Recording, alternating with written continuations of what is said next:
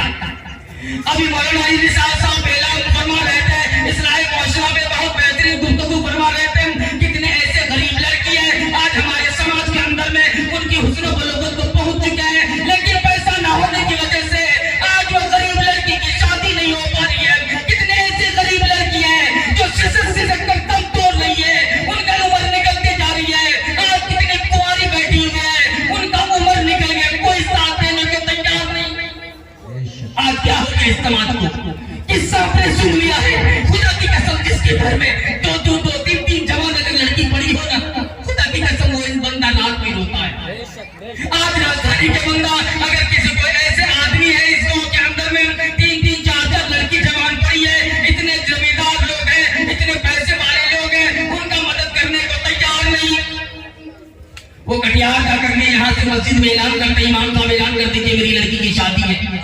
वहां भीख मांग करके आकर के यहाँ अपनी बेटी की शादी कराते हैं, लेकिन यहाँ के पैसे वाले को क्या हो गया? दोस्तों खुदा की कसम आज यही लोगों ने इन गरीब को जो है शादी महंगा कर दिया है।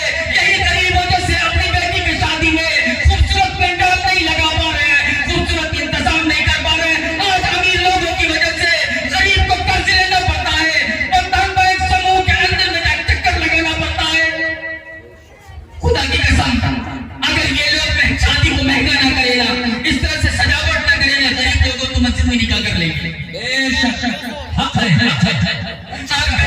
कोई नहीं सोचता।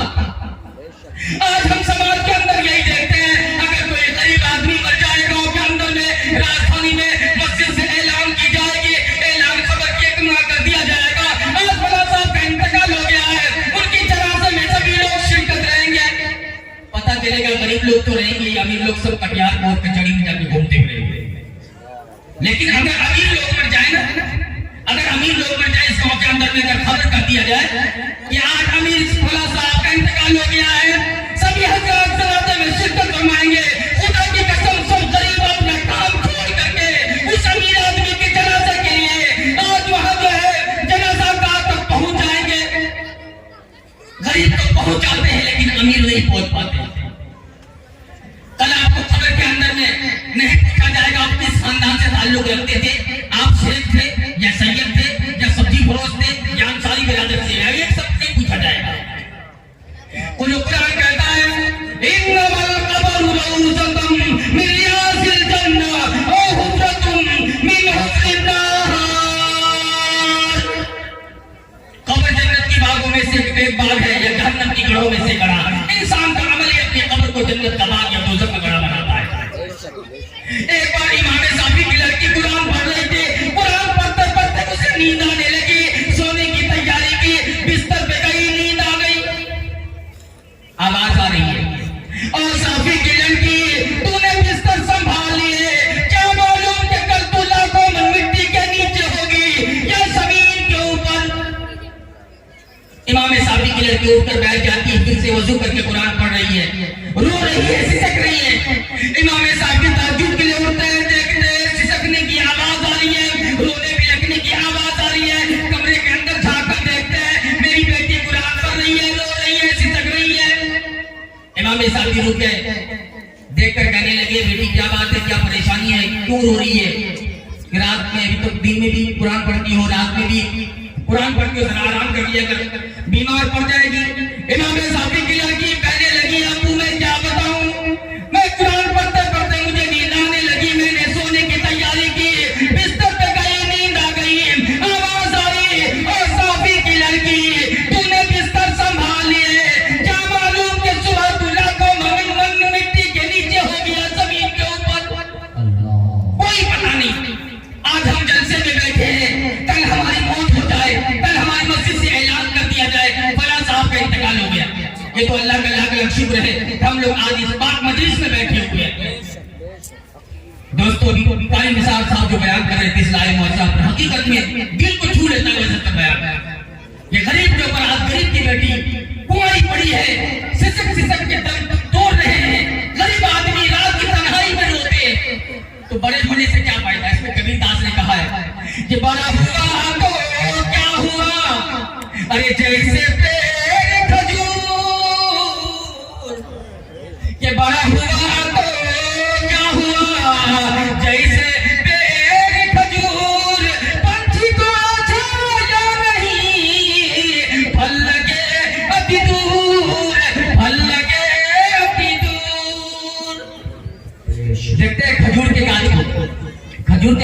देख लीजिए कितना लंबा होता है।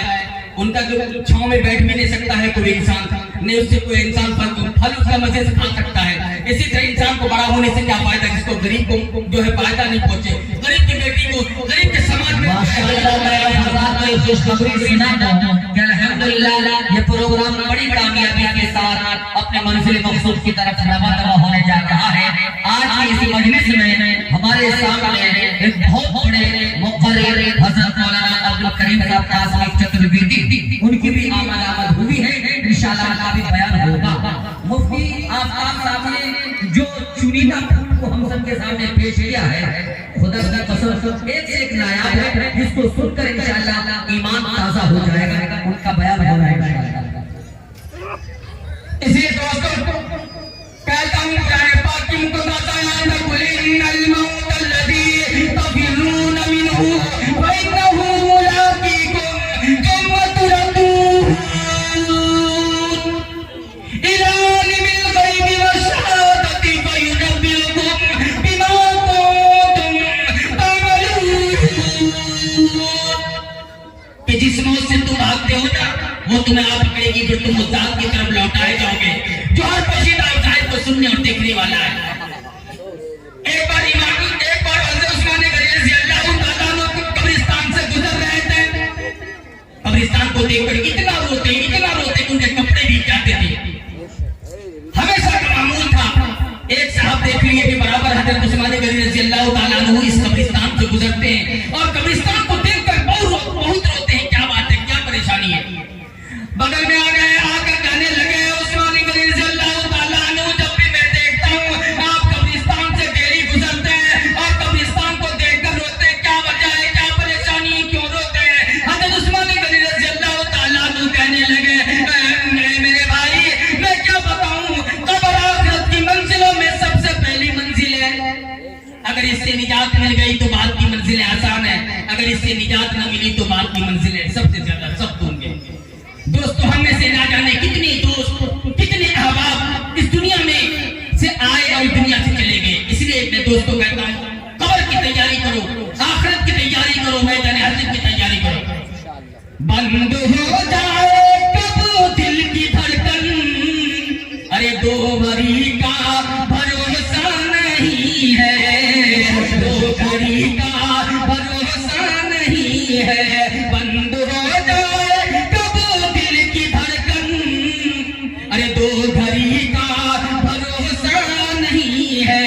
ये हकीकत है मेरे भाई, अरे जिंदगी का भरोसा नहीं है, जिंदगी का भरोसा नहीं है।